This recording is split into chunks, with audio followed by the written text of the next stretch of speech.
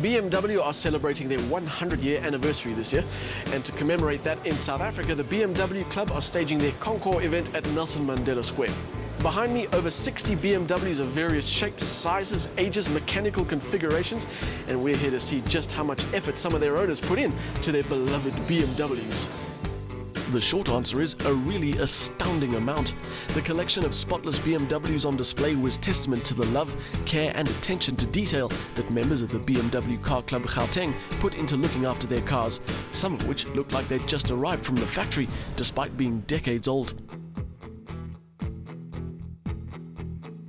The build-up to the event happened over the course of a few weeks, and we had the chance to chat to some of the owners at a pre-event at Swartkorps Raceway. It's a 1976 530 MLE, sometimes commonly known as a Motorsport Limited Edition or Motorsport Light Edition. It's built in the mid-70s. It was actually a car that BMW wanted to race in South Africa on the production saloon series. They didn't have a car to use, so they contacted BMW Germany in those days to help them build a race car. And BMW Germany connected up with AC Schnitzer for the first time, and their motorsport division built a race version of the 530. And before they were allowed to race the two race cars, they had to build 100 for the road. So they built 105 cars, all similar to the one standing behind us. And it's the first M ever built in the world. This is number 21, and a very, very rare car. It's a BMW 700. It's a 1960 model. There's not many around. I've actually found about 20 of them in South Africa. It's a replica of Hans Stuck's racing car. There's one in the museum in Munich. It's got the R69 BMW motorbike engine in it. They've done a few tweaks on it. There's a cooling system that they put onto the engine, but otherwise everything is exactly the same as the R69 bike motor here. When we got it, it was very sad. I contacted Hans Stuck with email, and he was over the moon. He sent me a lot of pictures of his car in its race day and whatever. And from there we started building and ended up with this.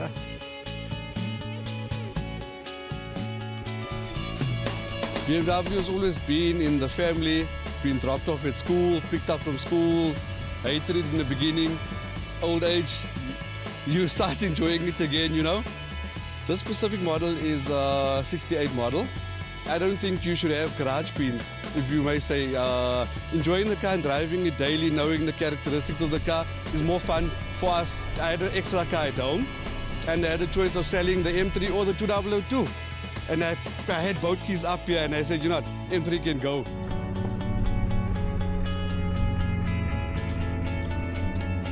The main thing is the sound and then the handling. There's no car which can handle like this on a track. They developed it for the track, and that's what makes this car special. Yeah, it's the E30 M3 4-cylinder 2.5. They were all built in left-hand drive. There were about 57 who were later converted into right-hand drive by a private company in the UK. I've had offers of between 800 and 900, and I wouldn't let it go at that.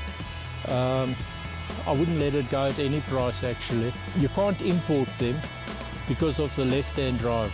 Nobody can acquire them except if they buy one of 3 of them in South Africa.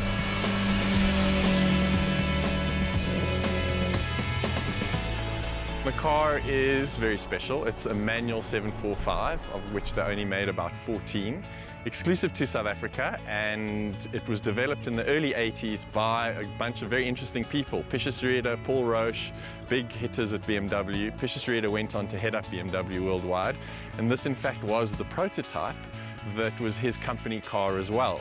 So it's the car that is featured in the brochure, and it's probably one of the most irreplaceable cars that I have.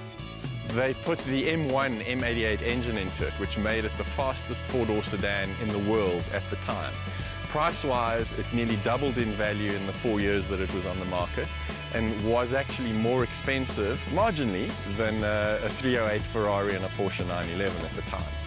It was also the car that catapulted BMW South Africa's leather factory into glory, which led to the South African leather factory supplying all the leather in BMWs worldwide for a number of years.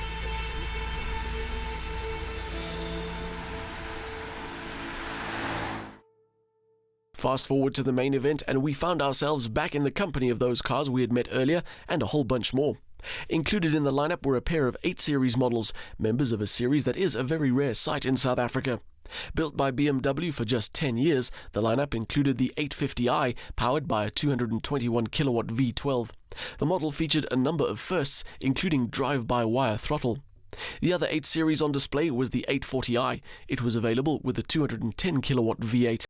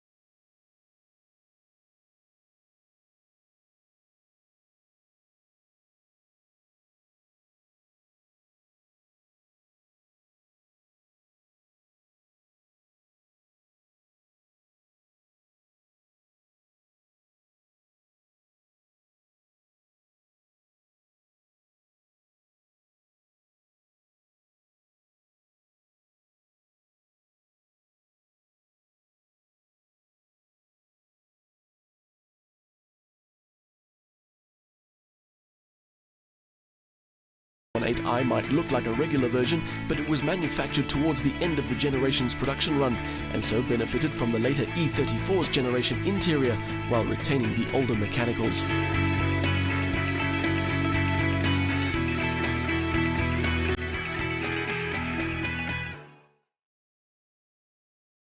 It was easy to get lost in the stories of the cars at the 2016 Concours, but it was still a competition.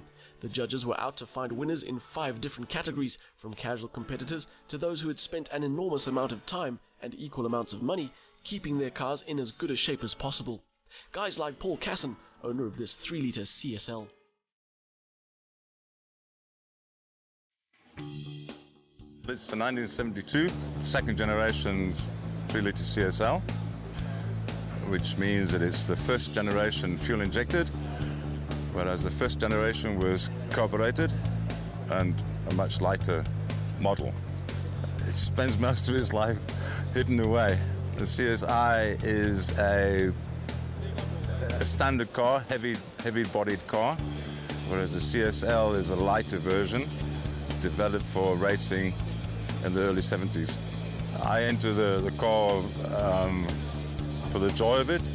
I like to show the car off. I like people to appreciate the car. I appreciate people coming to me and asking me about the car. It's not about winning for me, it's just part of, well, being part of the scene, as it were.